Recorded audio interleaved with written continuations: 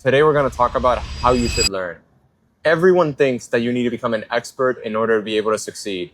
But I've been a Y Combinator employee, founder, and investment banker, and I think it makes a lot more sense to learn about a wide variety of things instead of just one really well. So let's cover the logic first. By age 3, you learn to speak whatever your native language is. That's the single-handedly the greatest jump or leap forward in your learning ever. If you spent 2, 3, 4 years now to get better at your language, you will never learn more than you did in those primitive years. Everyone talks about the 10,000 hour rule, that it takes 10,000 hours to become an expert in a field. And it's probably true, but 2,000 hours probably gets you to pretty good. Now, imagine spending 2,000 hours on 5 completely unrelated fields versus just 10,000 in one field.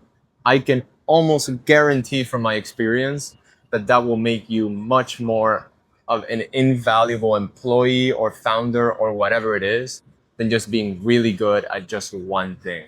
But the real magic happens when you put these skills together. Let me give you an example.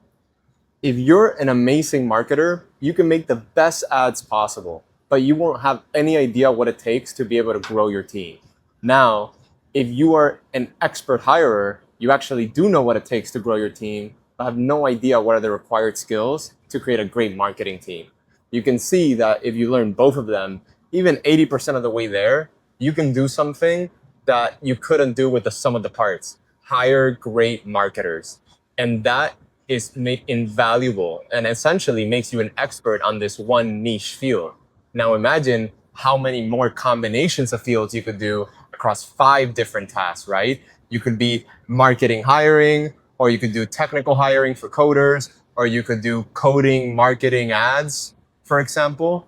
Like there's just so many invaluable different experiences, and tons of great companies are created in this combo. Netflix is essentially a combination of technology and entertainment. Tesla is a combination of automation, cars, and EVs or great energy or even green energy, right? This is a very invaluable skill that very few people can do. And Elon Musk from Tesla is not an expert rocket scientist, right? But he was still able to create a great company in that field, such as SpaceX. And the other argument I want to make is that experts, a lot of the time, are really good at things nobody cares about, right? If you want to learn about animals, the first thing you'll study is animal behavior, right? Now, if you're trying to become an expert on a very important thing in there, maybe you're interested in learning about small animals. Maybe after that, it's bug behavior. Yes, you're probably an expert in the whole field of bugs and know everything from top down, but how many people actually care versus the greater subject of just animals, right? This is kind of the point I'm trying to get across, that you could become really good at things that a lot of people care about across a wide variety of fields than just being focused on one, which has marginal return at best. Now, the other thing I want to cover is being good at skills at places where people don't really know that, right? If you're a technical hire at a startup that focuses on AI and you know AI, that's basically required, right? But now imagine if you're a coder and know how to market and know how to design, then that's an amazing combo. If you design alone, you're known as the creative person, right? If you're a coder or just slightly good at coding at a marketing company, everyone's going to come to you asking for advice, even though you're not an expert, right? And that's something that happened to me when I worked at a Y Combinator startup where I knew Figma, I knew design. I wasn't an expert at all, but just because everyone there was so focused on sales or also focused on coding, they essentially delegated to me to put an ad on Times Square billboard, which I designed myself. And I was in college at the time.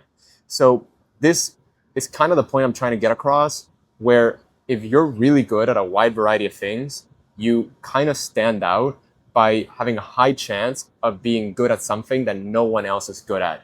And that makes you invaluable in whatever you're trying to do. So this isn't trying to say that you shouldn't learn something very specific in whatever field you're trying to achieve. Or also, it's not to say that you shouldn't learn as much as you can, right? What I want to really get across today is that you only have a limited amount of time. If we had an infinite amount of time, we could learn anything we wanted to.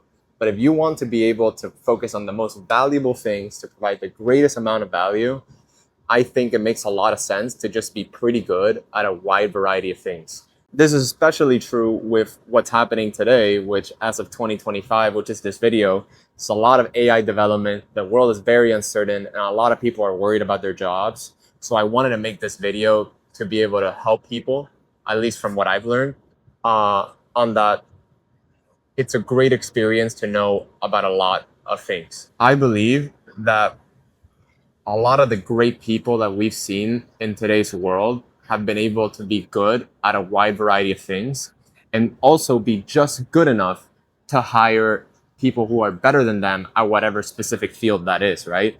Steve Jobs was not the best designer. He wasn't the best marketer. He wasn't even technical enough to make the Mac by himself, but he was able to create the Mac, right? Uh, Another way that you can think about this is a pencil. No one's able to create a pencil by themselves. You need people across the entire world to do it, and they're experts at that specific field, whether it's creating the lead or getting the wood or chopping the wood, right? Or distribution by itself. And if you are just good enough to understand what it takes to make a pencil, you're good enough to be able to find those experts in that field and then just have them help you.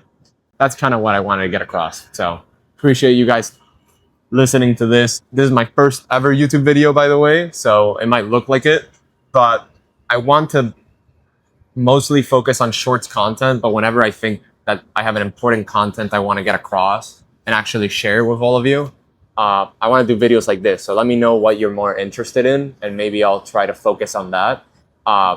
But I don't expect to make full long form videos unless I'm really passionate about something I don't think I can convey over shorts. So appreciate you guys listening, and hopefully we'll get some more of these.